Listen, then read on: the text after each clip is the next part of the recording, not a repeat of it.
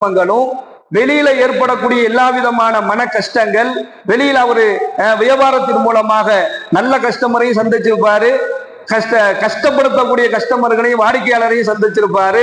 அதன் மூலமாக என்ன செஞ்சிருக்கும், உடல் மன ரீதியா பாதிக்கப்பட்டிருக்கலாம். இப்படி பல பிரச்சனைகள் இருக்குது. சொந்தமா தொழில் செய்யறவருக்கும் பிரச்சனை இருக்குது, இன்னொரு இடத்துல வேலைக்கு பார்க்கக்கூடிய வேலை செய்பவர்களுக்கும் பிரச்சனை இருக்குது. இந்த பிரச்சனைகள், இந்த குழப்பங்கள், இந்த கஷ்டங்களை எல்லாம் ஒரு ஆண் என்ன செய்வாரு, வீட்டுக்கு போனா நிம்மதி கிடைக்கும், வீட்டுக்கு போனா நிம்மதி கிடைக்குமே நீங்க இந்த அடிப்படையில வீட்டுக்கு வர.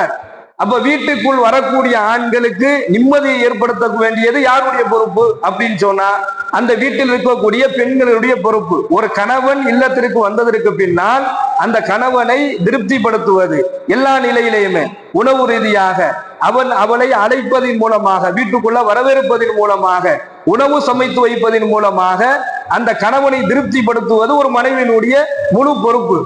அன்னை ஆயிஷா ரலியல்லாஹு அன்ஹா, அல்லாஹ்வுடைய தூதர் ஸல்லல்லாஹு அலைஹி வஸல்லம் அன்னவர்கள் வர்றாங்க அப்படிங்கிற செய்தி தெரிஞ்சிருச்சு அப்படின்னு சொன்னாலே, பெருமானார் வீட்டுக்கு வர்றாங்க என்கின்ற செய்தி அவங்களுக்கு தெரிஞ்சிருச்சுன்னு சொன்னாலே, உடனடியாக தன்னுடைய முகத்தை அழகுபடுத்த ஆரம்பிப்பாங்க.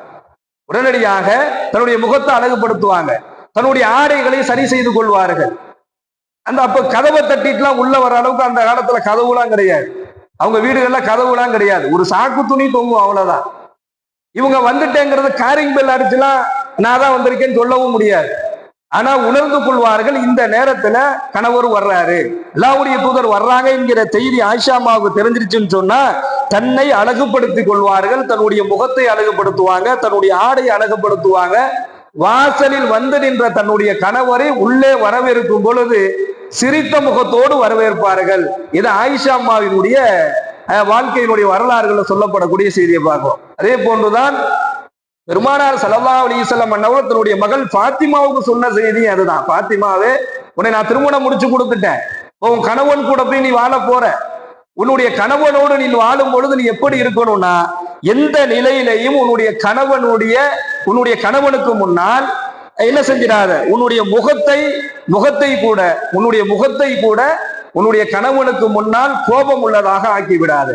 உன்னுடைய கணவனை உன்னுடைய பார்வையாலும் உன்னுடைய வார்த்தைகளாலும் சந்தோஷப்படுத்த வேண்டும் என்கின்ற செய்தியை தன்னுடைய மகளுக்கு என்ன சொல்லி கொடுக்குறாங்க, ஒரு சீதனமாக சொல்லி அனுப்புறாங்க. இன்னைக்கு 1008 சீதனத்தை நம்முடைய பெண் பிள்ளைகளுக்கு நம்ம கொடுத்து அனுப்புறோம். லட்சக்கணக்கான கோடிக்கணக்கான முறையில செலவு செய்து சீதனத்தை கொடுத்து அனுப்புறோம். ஆனால் அந்த சீதனத்துக்கு மேல ஒரு மிகப்பெரிய சீதனம் என்ன தெரியுமா, தன்னுடைய பிள்ளைகள் இடத்துல, தன்னுடைய பெண் பிள்ளைகள் இடத்துல, அது தாயாக இருக்கட்டும், தந்தையாக இருக்கட்டும்,